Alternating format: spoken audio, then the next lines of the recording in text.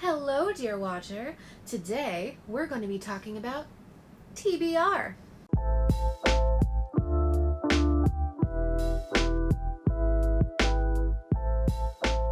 I tend to not do TBRs because I don't stick with them. I'm very much a mood reader. What I'd like to read in that moment is what I want to read, which is why I start a ton of books and then I bounce around. I'm actively reading 6 books right now. Actually, I just finished one, so I'm down to 5. But I'm actively reading 5 different books right now, and I'm itching to start another, so... I know a lot of you can relate. I've been watching booktubers for a long time now, and because of my wonderful, fantastic boyfriend has been urging me to do something like this, because I've been wanting to do something online for a long time, and this just seemed really perfect.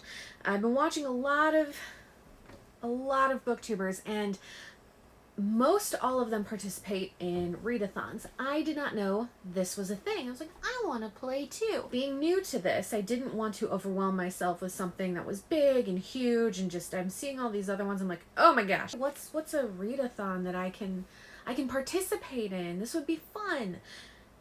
And then the book stars aligned, and the reading gods looked upon me and said, "Do not worry, my Litten. My dear little Litten, we have the perfect read-a-thon for you." And that, dear friends, is the Scallywagathon. Now, this is perfect for me for more than one reason. One, I was a United States sailor for 7 years, so happy to be back out to sea, Captain.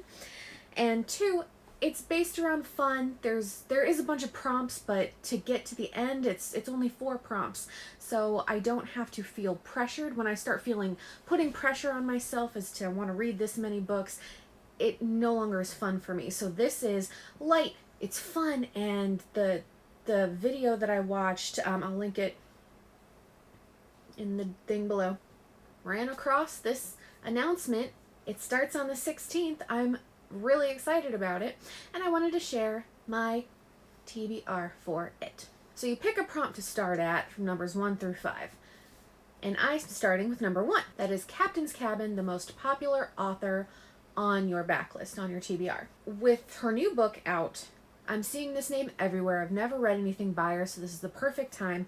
I am going to be reading Elizabeth Acevedo, and I'm going to be starting with Poet X. I have it on audio already, and it's about 3.5 hours. It's in verse. She's a slam poet. I'm really excited to get into this one. So that is where I'm going to be setting. So that is my home port, is number 1, Captain's Cabin. Next, I'm going to sail on. I have 2 directions I can go.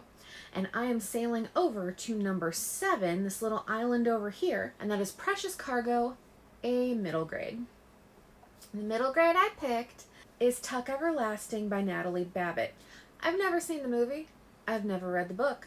I'm excited, though, because I watched Dominic Noble's movie-book comparison, Lost in Adaptation, and it was really good, and it just sounds fun. You know, there's this everlasting family because of the water that gives them everlasting life, and then other people want to take it, and so it sounds really good. So Precious Cargo is where I am, and from there the seas get a little rough.